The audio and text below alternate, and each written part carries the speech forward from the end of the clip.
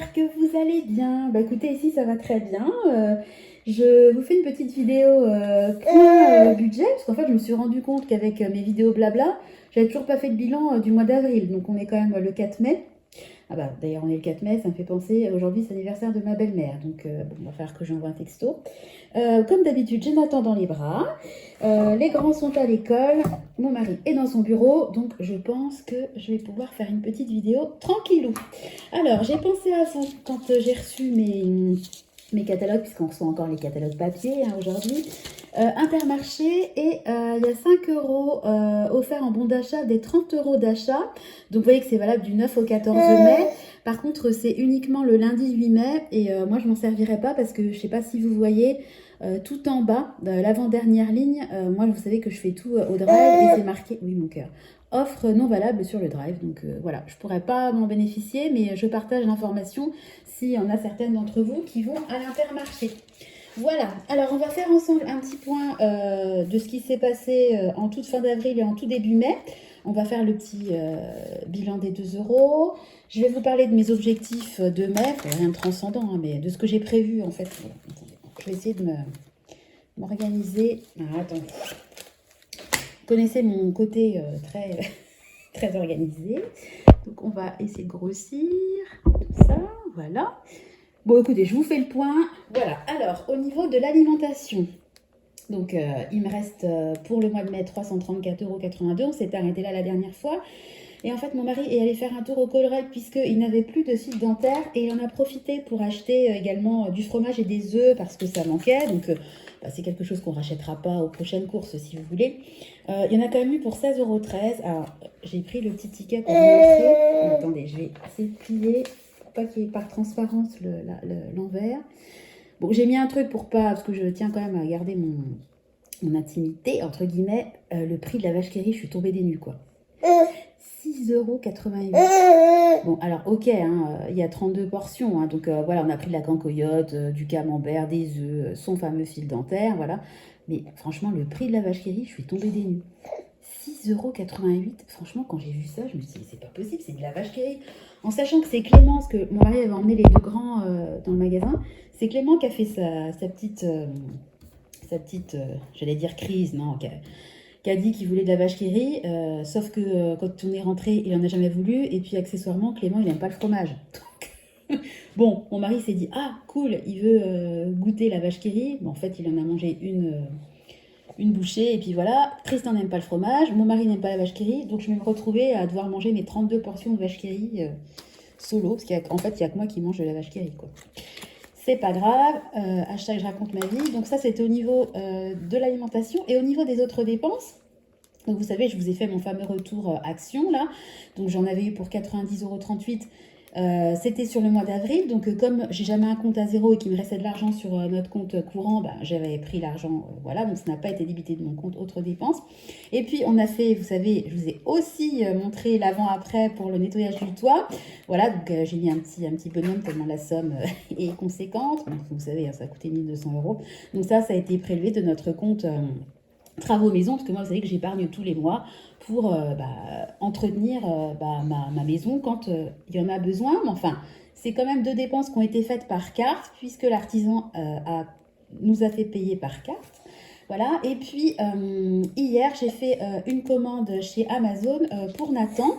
Je vous mettrai des petites bulles, puis je vais vous en parler après. Mais enfin, ça m'a quand même coûté 109,85 €.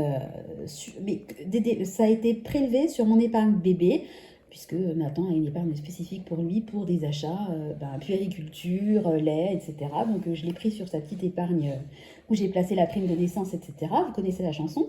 Donc il me reste toujours 250 €, mais bon, je vous dis toutes les dépenses que je fais, parce que je veux quand même être transparente avec vous. Voilà, donc on va faire ensemble le petit défi des 2 €. Donc il y a eu une dépense alimentaire, oui mon cœur, et puis une, deux, trois dépenses autres. Donc on coche 3 cases supplémentaires, non 4, 2, 3, 4. Voilà, donc là je fais la case 34 et j'avais déjà atteint 200 €. Donc j'ai économisé depuis janvier 234 € grâce à ce défi. Donc pour rappel, à chaque fois que je fais une dépense, je me fais un petit virement de 2 €. En sachant que j'ai économisé depuis janvier 234 €, mais je n'ai pas épargné 234 € puisque je me suis servi sur ces 234 €, j'ai déjà décaissé 65 €, vous vous souvenez, pour payer mon ramonage, puisque moi je me sers de cette épargne pour divers travaux que j'ai déjà prévus dès le début d'année. Mais en tout cas, j'ai mis de côté 234 €. Mais sur mon compte épargne 2 €, j'ai pas 234 €, j'ai 234 € moins 65 €. J'espère, encore une fois, être claire. Voilà, donc ça c'était le petit point budget. Donc je repropose, vous disposez de participer avec moi à ce fameux défi. Chaque fois que vous faites une dépense, vous mettez 2 € de côté, puis à la fin de l'année, je pense que je ferai un petit live où tout ensemble on échangera sur notre réussite ou nos échecs, nos états d'âme, voilà, sur notre bilan budgétaire annuel. Alors, concernant le mois de mai, moi je me fais une petite fiche comme ça. En fait, c'est un bloc-notes que j'avais avec des fiches papier et à chaque fois, ça m'énerve de toujours craquer une feuille. Donc, ce que j'ai fait, c'est que j'ai pris 2 feuilles, je les ai plastifiées et puis comme ça, en fait, je les efface et je garde toujours des feuilles de notes à dispo jolies. Alors, la Bretagne, ça n'a rien à voir avec le sujet, mais moi, c'est vraiment une région que j'adore. Donc, j'ai une de mes meilleures amies qui habite là-bas. Et alors, je sors complètement du cadre, mais le rêve de notre vie avec mon mari, alors là, je pense que ça restera un rêve, mais bon, ça serait d'avoir une maison en Bretagne.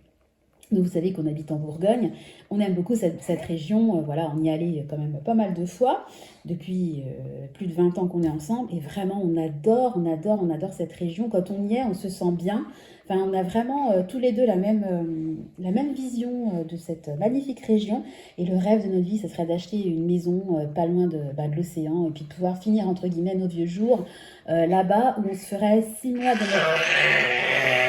Vous entendez Nathan? Nathan, c'est pas un enfant, c'est un ours. En ce moment, je sais pas ce qu'il a, il fait des cris. Mais j'ai fait un ours, hein? Oui, donc le rêve de notre vie, ce serait de passer 6 mois chez nous et 6 mois là-bas. Je pense pas que ça sera possible parce que les prix en plus sont en train de flamber littéralement parce qu'avec la canicule, les sécheresses, les gens investissent de moins en moins. Enfin, je pense dans le sud et remonte de plus en plus, et je pense que la Bretagne, enfin tout l'Ouest, c'est quand même quelque chose qui est très plébiscité.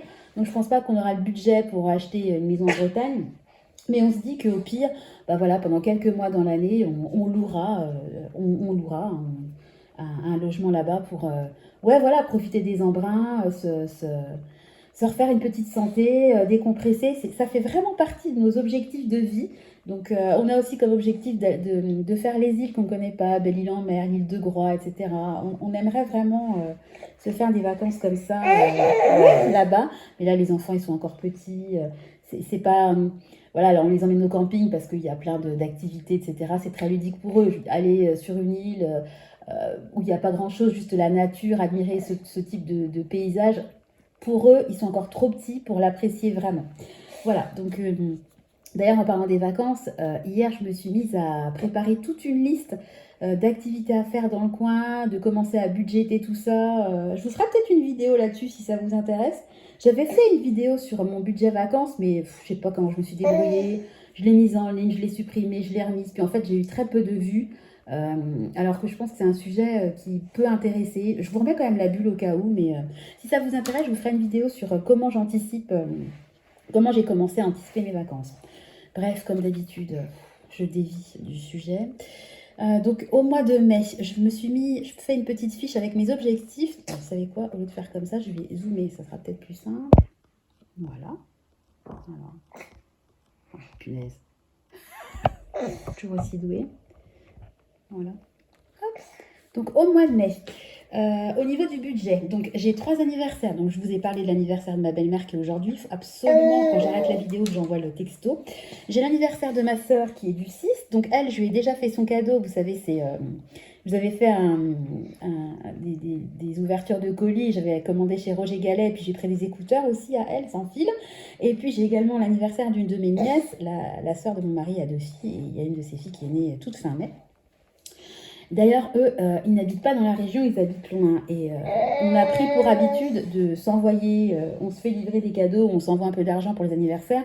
Mais moi, je ne veux pas imposer aux autres de faire le déplacement. Quand c'est les anniversaires de mes enfants, je ne veux pas imposer aux gens de faire le déplacement, de payer le péage, l'essence, les cadeaux des enfants, peut-être une nuit d'hôtel parce qu'on n'habite pas sur place. Moi, je ne peux pas les héberger dans ma maison, c'est pas possible.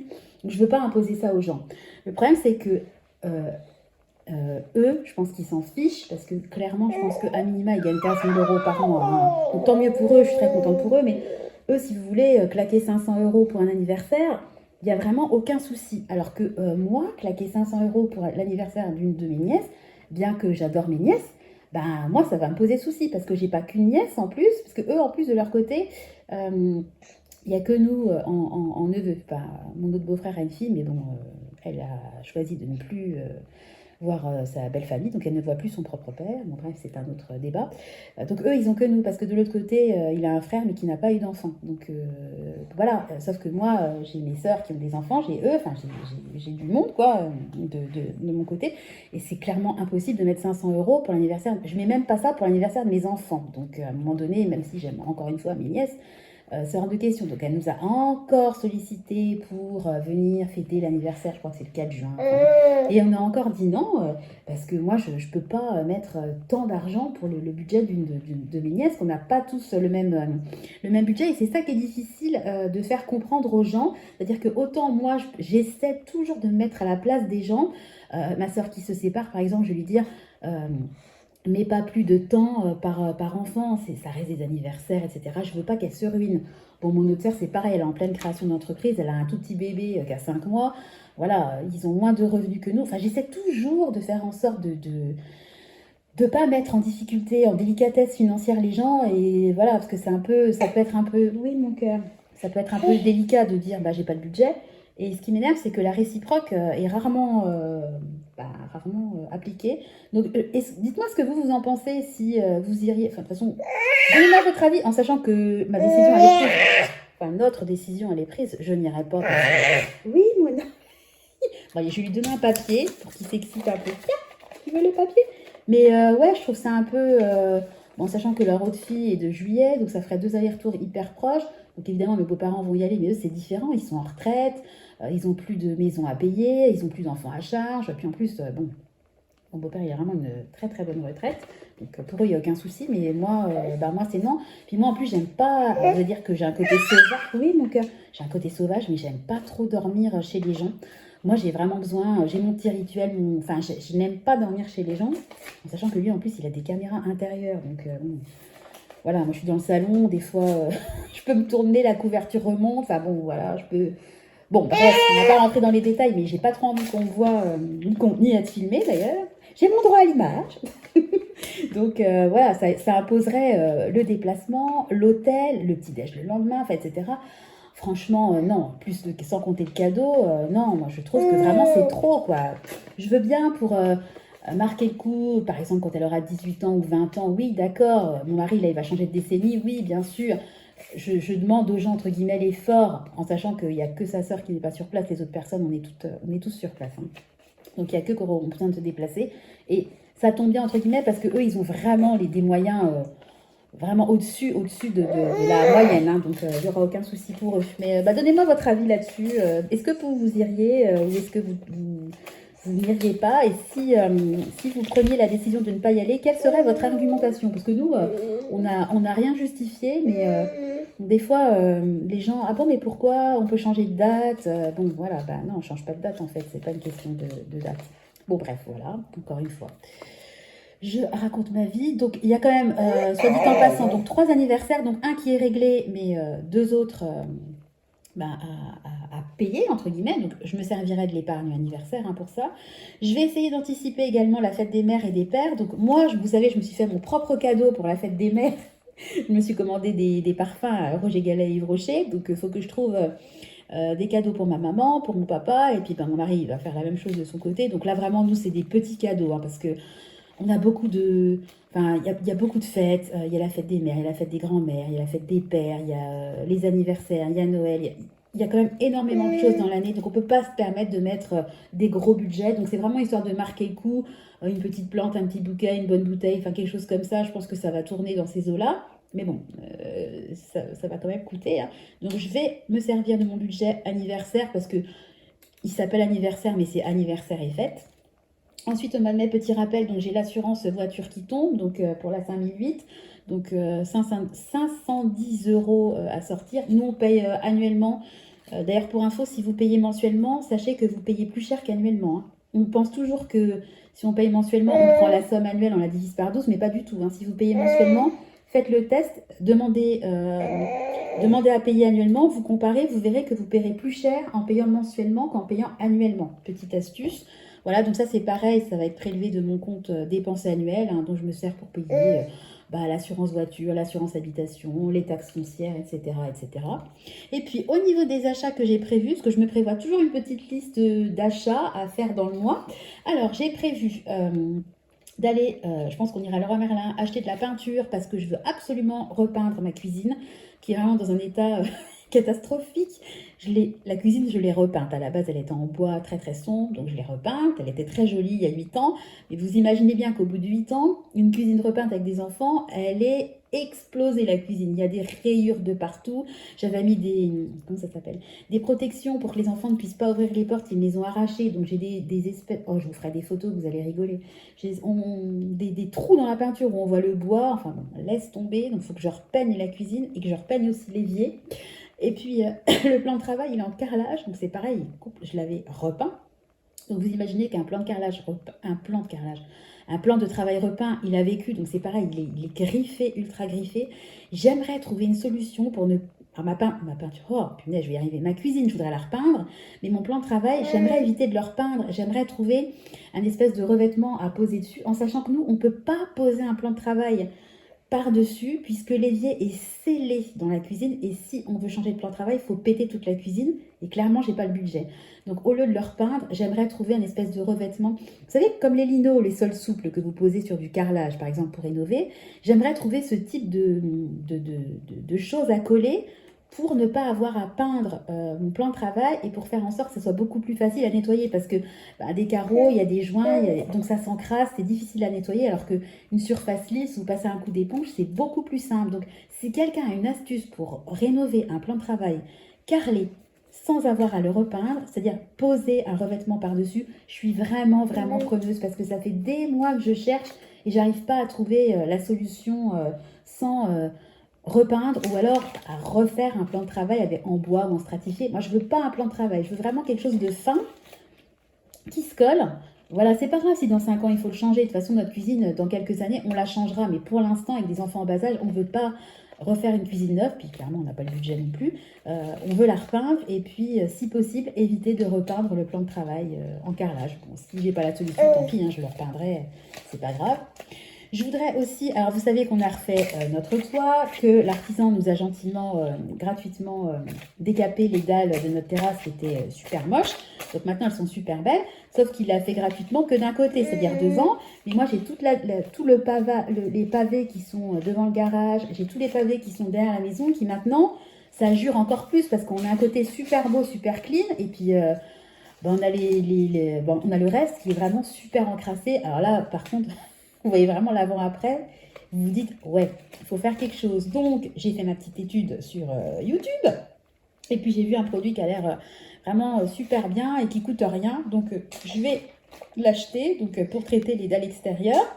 Donc, je crois que ça coûte 13 € les 20 litres, ça coûte rien, donc ça risque rien d'essayer. Je vous avais dit que j'avais acheté chez Action un nettoyant d'ailleurs pour les dalles, je l'ai essayé, laisse tomber, hein, absolument aucune différence. Donc si vous avez besoin de nettoyer vos dalles, si elles sont encrassées, n'achetez pas le produit. Je pense que peut-être pour éviter l'encrassement, ça fonctionne. Je dis bien peut-être, mais en tout cas pour nettoyer, échec cuisant.